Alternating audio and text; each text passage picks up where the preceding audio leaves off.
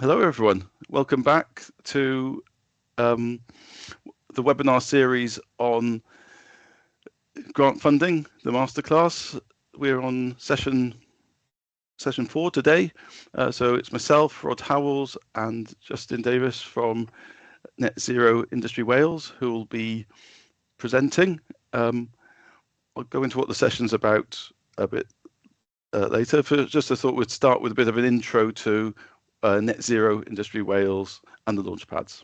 So over to you, Justin. I'll just move the slides on. Thanks, Rod. So I think a lot of you have been in attendance before, but just a quick run through. So Net Zero Industry Wales was founded in 2022. We're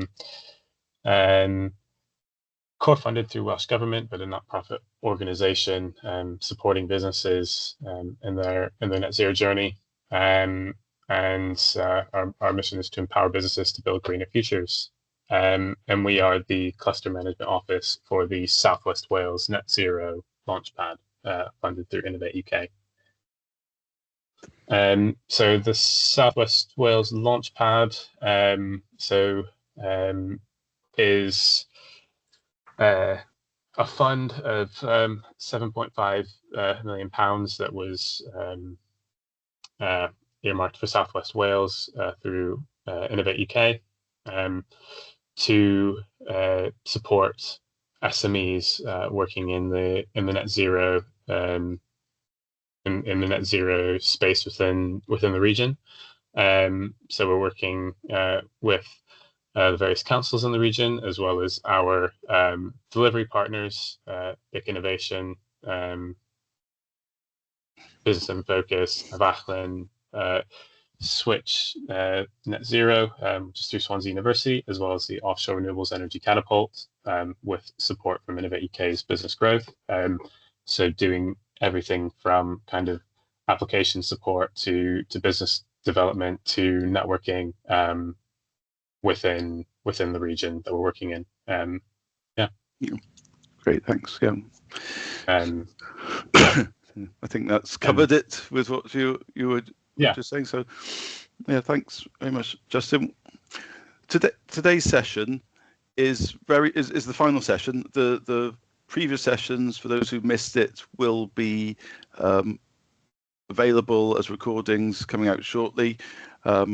And materials will be available. Today's session is looking at what happens after you've had your grant. If you've had grant funding, how do you continue that journey? It could be looking for further grants. It could be looking for expanding on from there. What I would like to be doing for you is talk a bit about those strategies for moving it forward, and equally what support is available out there to help you on that journey. The usual format for these sessions are we'll do a presentation for 30-40 minutes and then do a Q&A. Really, please do use the chat function. Drop any questions or comments you'd like to in the chat. We'll pick all of those up either as we go along or at the end of the presentation. This is a big topic, so there's lots to talk about.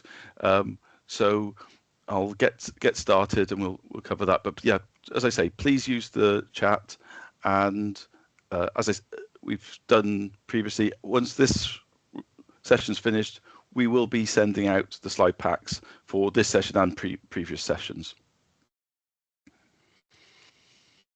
Okay, so topic today, continued funding, commercialisation.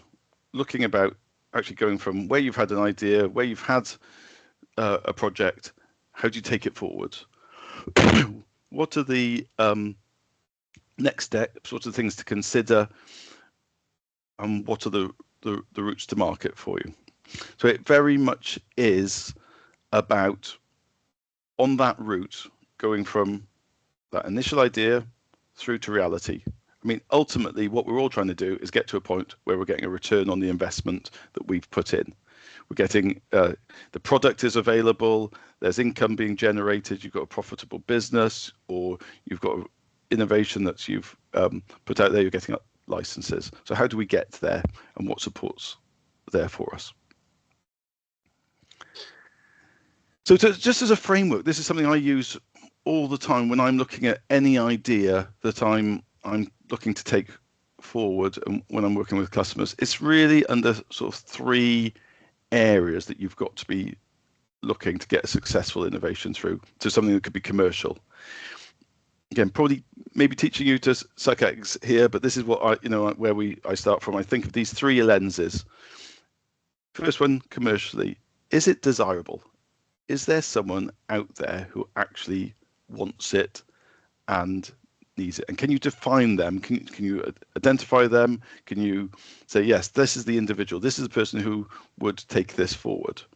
Now, that can be a bit more complicated when you look at some, in that you say, well, that would be the user, that's someone who would use it and want it. Someone else might be the person who's paying for it. So it's got to be desirable to a number of different stakeholders. Have you identified them? Can you say why yours is better than something else? Why would they take it forward, and in what form? And how many of them are there? And what sort of prices would they pay for it? So that's the first bit. And these things come out in grant questions as well. These are the sort of things you'd be looking at: size of market. But I really like thinking on the individual level. Who is it? I then look at the technical feasibility. Is that actually okay? There's an opportunity here. What do I need to do to make this concept, this product, this service a reality? So what developments do I need to do? And then what do I need to have in place to be able to deliver that service going on in a sort of reliable, robust way? And of course, the third point is about the finances. Does it add up? Is all the effort from finding that client, that customer, doing the technical development, does it actually add up financially? Is it worth the technical development costs, so that development cost piece, and equally the return that you would then get once it's developed? And ultimately, that is what every business plan, every business case, grant application is probably looking at, answering those questions. And can you hit that sweet spot in the middle where all of those line up? And your investigation work and your development work should keep you on that track to hit that bullseye. I hope that sort of makes sense. That's the way I sort of look at it. So the next piece is, right, well, in each of those spheres, what help do I need? And I think, and it maps. There's people who can help you with the commercial development and the business support. There's people who can help you on the technical piece, making the prototype, developing that. And there's people who have the finances. Some of those cross over and they can help you in different spheres. Often people can't do the whole picture, so you may need different areas of support. But that's what I'm going to help sort of map out today. I think the Launchpad has support across all of these areas, from finance to business understanding to technical. But that's why we're a partnership of different organizations, because we've got specialists in each of those sort of spheres. But you'll need help in those, and you may be stronger in one of those areas than as a team. So where is it that you need additional support on your journey? Excuse me, my coughing. So the next bit I like to think about, so I'm going through the technical lens, is actually where are you on the development? And often people can be a little bit, sometimes think they're further ahead than they are. So be clear on where you are on that development journey. Is it that you're still at a proof of concept stage, or have you validated it? Have you tested it in the environment? Where on the technology sort of readiness level would you say you are? And you can almost evidence where you are on that journey, because that depends what type of support you need at this stage. Just sort of overlaying with that is, okay, where can I get help in this? I would say in the early stages, technically, academia is a really good place to start. They may have the concepts, they may have the knowledge of the different areas. In its sort of broader sense, there's a bit more blue sky thinking elements. There could be that could be a really good source of support. Moving on, you may be looking for more collaborations with people within the environment that you're looking to target or have knowledge of that area. So you'll be looking at more collaborative type projects. That could bring in academia, that could bring in industry partners, that could bring in development specialists. And finally, as you're getting to the higher sort of levels in here, you're really looking at taking that technology to market. You're probably looking more at industry partners who are applying that technology further. So think of the different partners you would need along that sort of ladder to move it forwards. And I think most people are sort of aware of that. Sometimes they don't grade where they are on that development well, but you need to be sort of cognitive of that. What I like, and which is probably less used, is also thinking about it from a commercial readiness point of view. So alongside your technical development, how is it looking from a commercial development? So how are you driving it towards that market, that route to market? Who is it that you need to speak to help you get to that fully developed commercial opportunity? And how do you break into the market? What you can naturally find is people can move along the technical development because they need that proof of concept. Their commercial plan can lag behind or not get the focus it needs. This still needs to be worked along in parallel with this. And unless you do both of these two at the same time, you can fall down when it comes to the sort of financial support you can get from either from grants or through to the investment community. So this needs probably as equal efforts. It can change in the amount that you do through that journey, but there'll be times where you need to concentrate a bit more on the technical, get the results ready to be able to move you on here. But building and fostering relationships along that is really important. So yeah, so this is where the business support environment community can really help to look at those business models, look at those different plans, test the market, build connections, build collaborations, and build into that collaborative piece.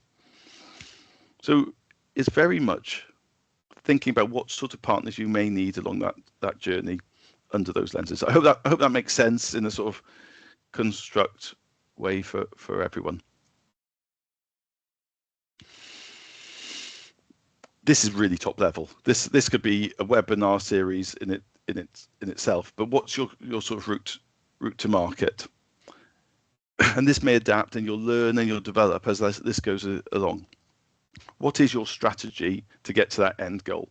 Are you thinking, I'm going to build this up and do it all myself? I've got all the components. I know the market. I know the technical.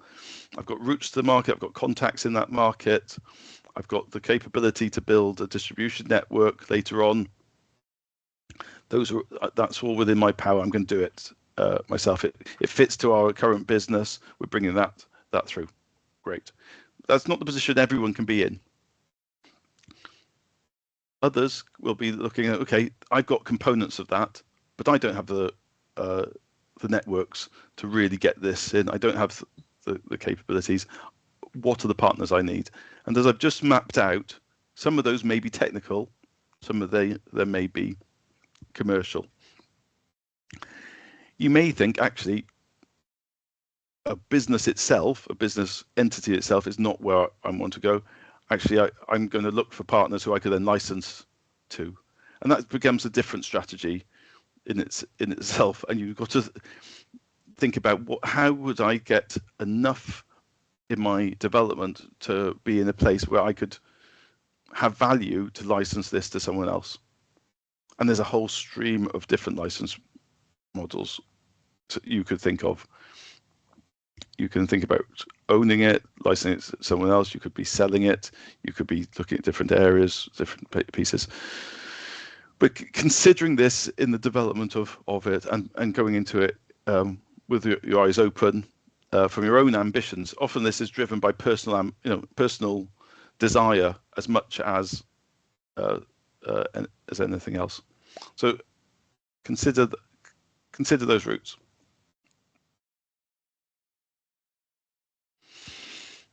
So we're launching off. We're thinking, right, I've got a direction of commercial travel that I want to do. I've maybe had my first grant. I've got to a certain point. I've done my proof of concept. I know that there's certain partners I want to do. There's another level of where to go. So this is, but as anyone who's looked at this will know, we have there's an abundance of support. That's a great thing, but actually finding your way through that maze can be a challenge. Again, a pitch for the launch pad in the area that we do. I think one of the great things we've got here is we've got a lot of that environment all together. Justin, I could see your mouth moving there. I don't know if you have a comment or a point. I was just going to agree with that, and I think that the key is, at least with the Launchpad, is, I mean, it's obviously it's net zero kind of industry focused, but there's some key resources. Like it's a very, I guess, diverse kind of collection of support that's there. So if they can't support you, they'll be able to kind of point you in the direction of the support that will be best fit for you and your organization based on the industry that you're in, which I've always found is kind of the most difficult thing. Is there's lots of support out there, but if you're looking for something specific to what you're doing, that's like tends to be the most difficult part of finding the support that you need in somebody that kind of speaks the same language as you almost, so you can kind of get through that. Yeah. Oh, absolutely. And I think the other bit which is worth pointing before we sort of go into this is it is very dynamic, the support environment, in that funding pots come and go, opportunities come and go, and it's a moving piece. So it's being aware of what's coming up, what's available, and the focus of it, and a lot of that is building personal contacts in the landscape. So you've got people who are aware of what the current position is to be able to help guide you. Mm-hmm. Right. So starting from the top. So my focus on the talk here was predominantly around the Welsh sort of ecosystem. I'm going to talk wider, but really sort of around the world that we're in. Big picture first. UK government actually through UKRI has 7 research councils, all with different research sort of agendas, funding, support. There's Research England, and Innovate UK is the UK-wide sort of way into the innovation support landscape, whether that's finance or business support around innovation. One of the ones I sit in and am involved in is with Innovate UK. Funding for the Launchpad is from Innovate UK. I'm involved in the business growth component, which is around helping SMEs scale and grow, one-to-one support. You've got Business Connect. That's a great asset in what it says. It's pretty much on the tin. It really helps the connections. It helps find out what's linking with partners and opportunities. And we have the Catapult network, which is centres of excellence around innovation and development. We've got the offshore renewable Catapult as part of the group here. So there's routes in there. I'm going to fly through these because there's a lot to cover for us today.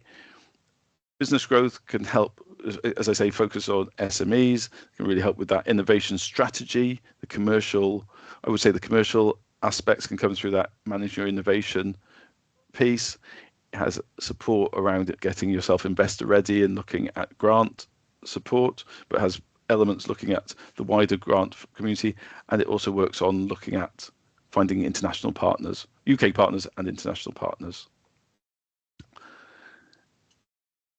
Business Connect great teams there with a real deep expertise. They can help connect people, again, through academia or in industry. They can be an opportunity to find out what's going on through networking events. You also have access to feed into what sort of grants are happening, and again, the sort of newsletters which I've sort of talked about, and resources which again can be really beneficial. I just mentioned the catapults.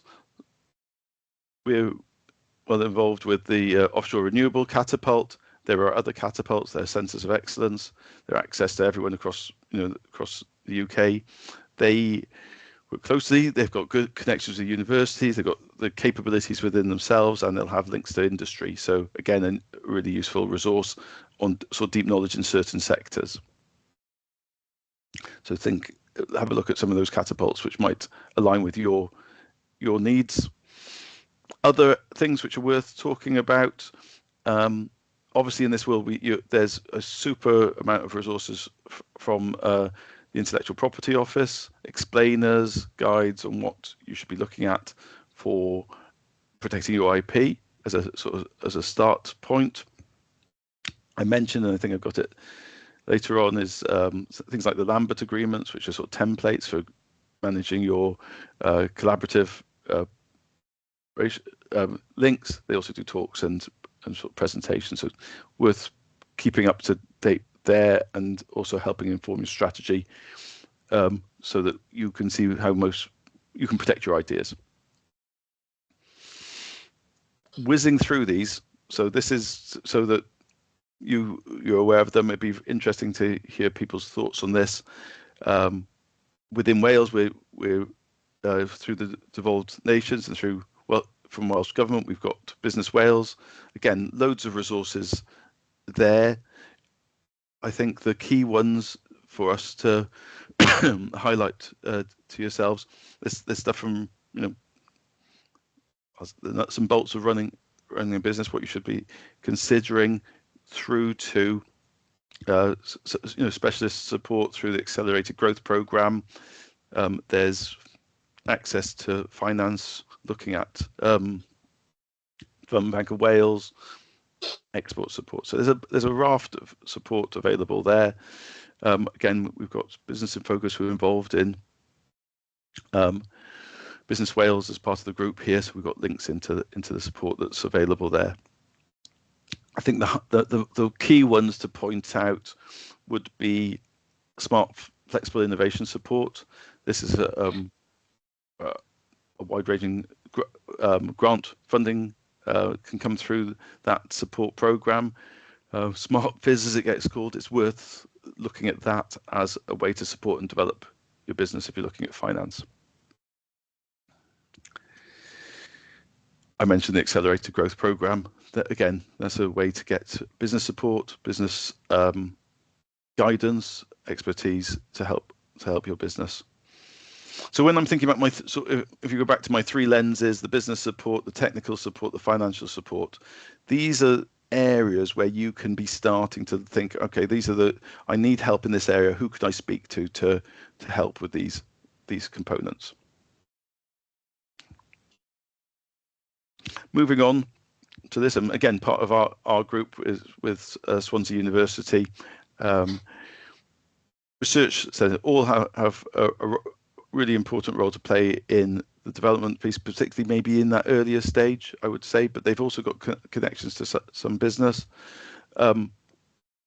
Think about, you need to look at each of the universities. What are the programs that are going on? Who are people specializing in?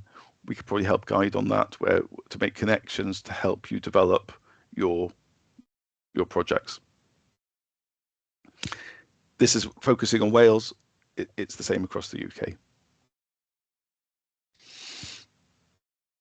Moving on, this is an interesting, been interesting with the shared prosperity funds, and again, part of our program, which is I think great, is the engagement and the link with local authorities through shared prosperity fund, and it is a classic moment. We're coming to the end of one financial year, they're building into the next financial year. there's been support across each of the local authorities to help businesses. There's been innovation grants, there's been business support grants, there's been capabilities in each of the areas, there's networking opportunities. It is a bit postcode like. You need to know what's happening in your particular local authority. It's worth looking at their website. It's worth giving them a call and finding out what is currently available that may be able to support and help your business. So think about that as you're building your plan. And again, I was sort of bringing it together. One of the things for ourselves is we have those contacts across all of those different networks. We also have specialists, consultant businesses involved there. So if you're involved in the net zero landscape, please give us a call, because we can help connect you to the right people.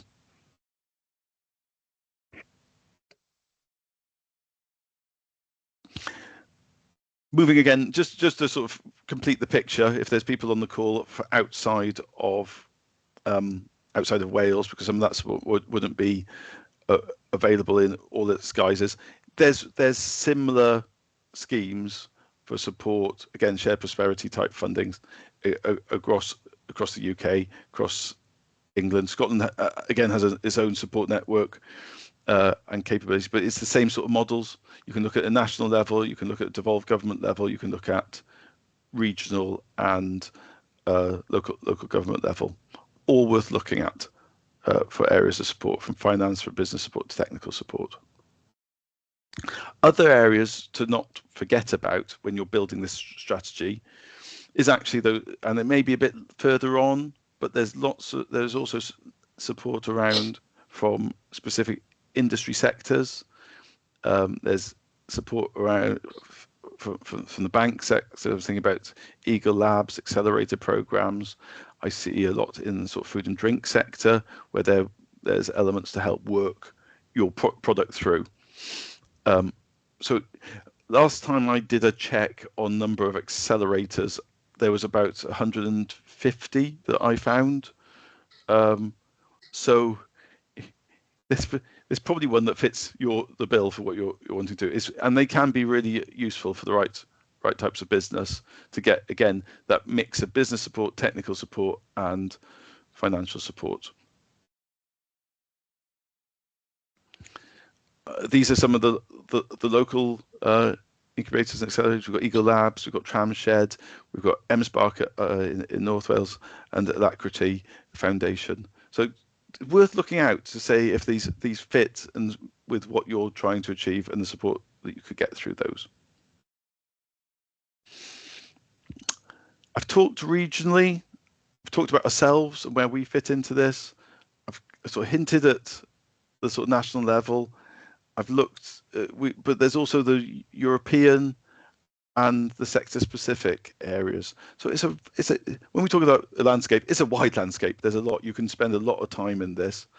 As I say, the best route is to find someone who knows their way around this to start to guide you through, and find out exactly where you're at the moment, where you want to be, what supports you might require, and have a conversation. Getting into the world of the finance, again, this is a little bit around Welsh focus, but again, it sort of plays across. As we're moving up the development, and we've talked about this in earlier modules around whether the value of the grants world can help in those initial stages. As we're moving it on our commercialisation journey, and it could well be after some of the grants that are available, this is the next stage to be getting to, or it has to be a mix of both, is to start looking at the angel investor community, which will be looking at maybe in the scheme of things, tens of thousands of pounds to 100,000 maybe in cartels or in groups, to help move you through, and they can also help you with mentoring. That's a really useful way to use the investor community, through to the venture capitalists who start to look in the millions for investment into ideas. And equally, both will be starting to look for traction with market development. So this is where I really sometimes see people who have been technically led have a bit of challenges because they need to show that market validation in these areas. Again, this is probably a topic in itself to go into, but I want to and we sort of will, hint addition. As the Launchpad, we'll be looking at how we can kind of further support this over the kind of coming year as well, to look at kind of investment readiness, etc. So great, yeah, and I think there's a element there that definitely needs to help to just get you ready to present. What's the language? What are investors expecting? And what are the things you need to have in place to engage there? What the strengths of doing it and what you might need to watch out, be aware of. Okay, other areas which I want to make sure people are aware of and sometimes gets missed out sometimes is the role that the charity sectors can have in helping take ideas forward. I'm involved with projects with the Royal Academy of Engineering. They've got a great accelerator program again that helps innovators in the engineering sector take ideas forward, and that's around skills and talent development. But equally, Cancer Research UK, multiple folks. It's worth thinking about if your idea has a link to, if you like, a social good, a plan. There could be a charity or trust that could help you on that journey. That it can also be a good way into connections. It can help validate your idea. So yeah, something to consider. Excuse me. So that was a whistle-stop tour and a taster of all of the sort of support elements that are around that can help. But think about it from actually, what do I need to do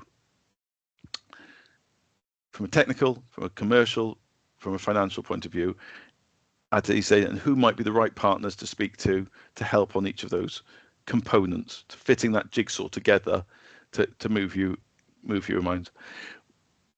In that way, if you're working with others, again, I sort of use the phrase, begin with the end in mind. Think about where you're wanting to get to. What are those steps on the way you ultimately need to get to that final bit, and who might help you at the different stages now, medium term and longer term, and how do you foster and maintain make those relationships? I always think it's better to be speaking to people on that journey earlier rather than later. Yes, you've got to be careful about what you reveal, what you talk about from a idea point of view. That can be managed.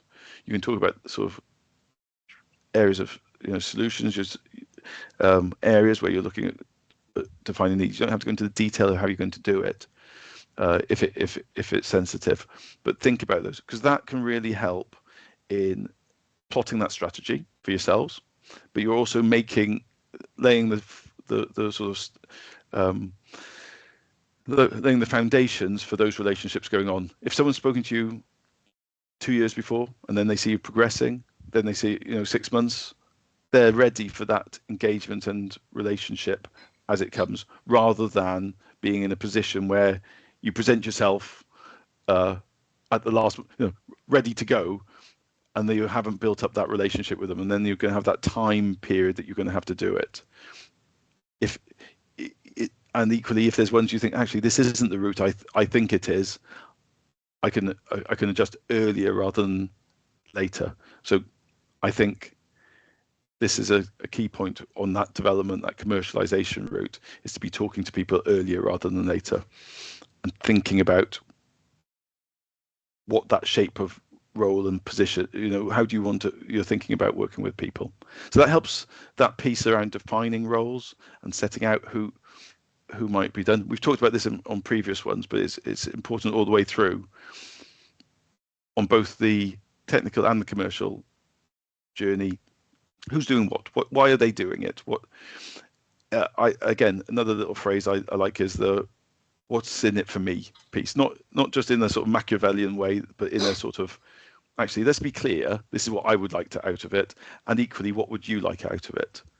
It's quite under, universities, for example, want a certain thing. They'll want to either develop some of their research, be part of interesting research, or be able to exploit some of the research that they've done, so it's showing impact. There's often and it's obviously, it can be quite clear to ask that straight up. What is it that you're looking for out of this relationship? What would you like out of it?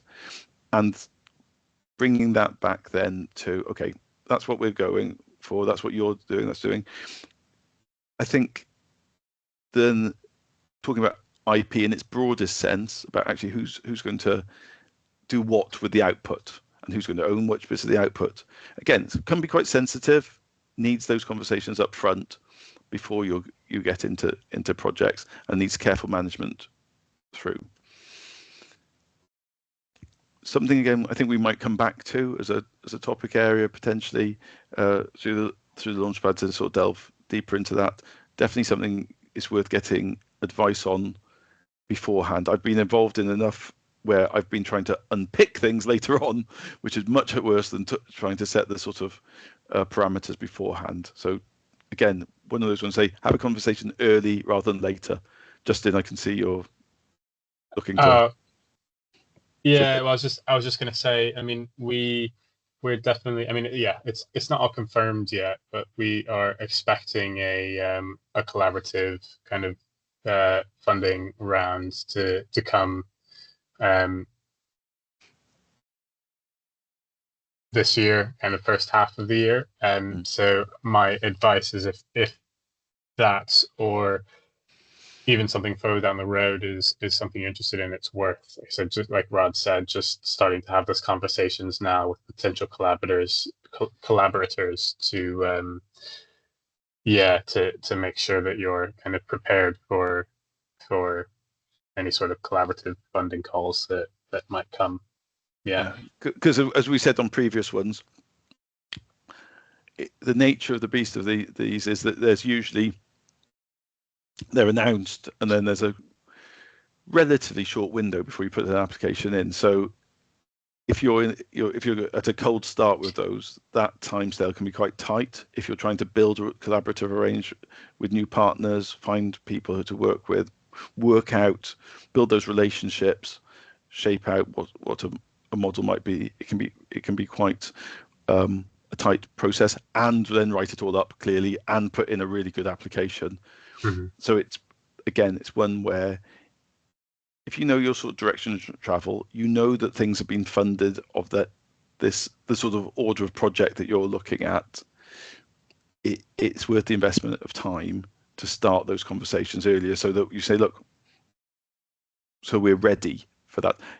There's so far you can go, but at least you could start some of this defining roles, thinking broadly about who would be doing what, so that again you're sort of got some momentum going when things are launched.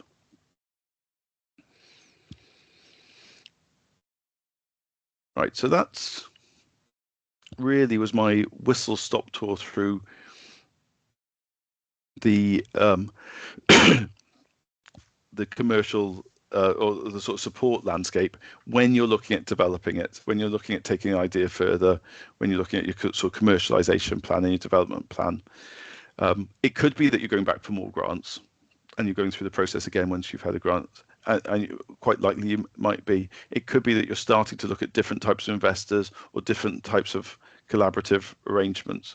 But yeah, if you take something from this webinar, is think about those lenses that I started with. How do I check my commercial viability and make something commercially right? How do I make sure I've got my technical strategy right, so it hits not just what's interesting technically, but what's interesting commercially? So you've got a commercially ready product, and what's my financial needs, requirements as I go through those pieces. It's dynamic when you're doing this planning. It often feels like, I think a roller coaster is probably the analogy I have. You can be doing this planning and think, oh my goodness, I'm going to make a fortune on this when I do my plan. It's going to be fantastic. Then you replan it. You think, oh my, it's going to cost me so much. There's nothing in it. You have to be really careful with all those assumptions you're making. Spend your time knocking off the different assumptions, thinking about what's the cheapest. Often I think about what's the cheapest, quickest, fastest way that I could get the result that I need to do. Do I need to put 6 months worth of effort in? Is there something else I could do that could get me to my end goal more quickly? Is that the right strategy to do? How do I do that? As I said, there's people out there who can help with those conversations, that thought process. It can be a lonely place on your own trying to work this out. So do use those for that. And think about the full plan. Where do I want to end up at? What do I need to do? What are the ultimate goal? What do I need now? And what's the bit I need in between to get me there? That through those bits tends to be the best way to build the right strategy to go forward. Just to finish off, and I know this isn't in a sort of net zero world, but this is a project which I think just shows you that sort of journey. This is concentrating mainly on the finance. I've sort of anonymized it a bit, but it's a project we've worked on looking at a cancer therapy for a rare cancer. It's a spin out from a university. And it came from an accelerator. It was spin out. It got accelerator support. Really helped sort of set the basis. Going well. Really interested to investors at that point. Sort of developed it along. The person who was involved in then had a serious family bereavement, which shows you just the personal angles of this. You're driving a business, and what can sort of derail things. So this sort of slowed down the process. So that funding didn't happen. So it was where does this happen? Where do we go with this now? This really promising technology. They regrouped. They were involved. It was called Edge at the time. This is through an Edge project. We were working with them at that stage to re-look at it. We helped them find a program to help develop their pitch. They had the information. It was about how to present it. We also looked at finding something that was very much sector focused, so that people were aware of what this. Finding knowledgeable investors is a really important piece. Sector aware investors. As I say, they really got that. We had one investor, and that linked up with Business Development Bank of Wales for investment. So they really started to go. In this stage, a classic element of actually, right, we're going, some IP areas needed clarification and negotiation, and that sort of can draw things out. This is where I'm saying I've got the scars on this bit. Let's try and do this bit early. Actually able to then work with RTO. So again, through a catapult, helped really build up the due diligence case. Really interesting bit for how a catapult can support in the investment piece. There was funding available to help them do that due diligence work. They also got a Welsh Government grant, which was able to sustain them through the development piece and also help them while they're working through that investment and move the project forward. They got further incubator support. So I just wanted to show you an idea of where all of these elements of support can come through on that commercialization journey. And then just at the end of last year, this project they got a funding through Innovation Investor Partnership. This is a funding again that's been out from Innovate, which helps bring investors and Innovate funding together, and that raised 1.5 million. So that just shows you where they went from a spin out idea accelerator program, the roller coaster ride that it is. It's not an escalator. I think a roller coaster is a better analogy. How you get through that, and then I wanted to share with you, just as a sort of final note before we open to questions, what did I think from that secret sources and why they were successful? And they've gone on to further funding. Ultimately, they had a great technology. You know, there was something in what they had. They also had a really good team, a sort of tenacious team, a very good rounded team that were presentable, articulate for putting this through. So they had the ability to present, communicate, and sell both on a technical and commercial level what they were about, and that sense of communication of the idea was there. So fundamentally, that team had that, and they used the networks and the connections and to be agile to move through and pass barriers to get to the end goal. So it's a great project to see. I wanted to share that as a sort of final example of all where those pieces can fit together. So I hope that is helpful and useful. I haven't looked to see if there's any questions. Please, if anyone has anything, let's then what we've got left the last 15 minutes to go through some of those questions.